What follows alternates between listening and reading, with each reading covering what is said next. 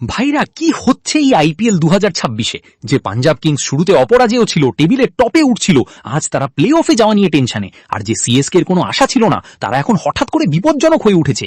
RCB প্রায় qualify করে ফেলেছে, জিটি অবিশ্বাস্য কামব্যাক করেছে। আজকের ভিডিওতে আমরা দেখব ঠিক কোন চারটি টিম প্লে অফে যাবে 2026 আইপিএলে। পুরো সিজনের updated analysis, points table, net run rate, remaining match সবকিছু বিস্তারিত। চ্যানেলে নতুন হলে সাবস্ক্রাইব করে বেল আইকন অন করে দিন। চলুন শুরু করি। এখন যেভাবে টেবিল দাঁড়িয়ে আছে 13 মে পর্যন্ত আপডেট। আরসিবি টপে, প্রায় কোয়ালিফাইড। জিটি দারুণ কামব্যাক, দ্বিতীয় স্থানে। এসআরএইচ মাঝে 5 জয়ের স্ট্রিক, এখন চাপে। পিবিকেএস শুরুর ফর্ম হারিয়ে ফেলেছে। সিএসকে 3 ম্যাচ জয়ের স্ট্রিক।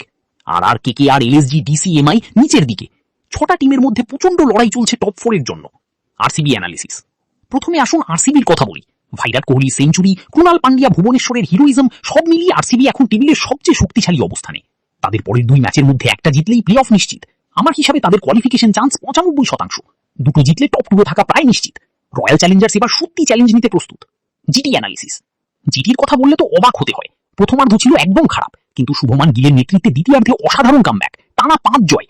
মিডল অর্ডার আর বোলিং এ এখনো কিছু সমস্যা আছে, কিন্তু টপ 3 ব্যাটসম্যানদের ফর্ম অসাধারণ।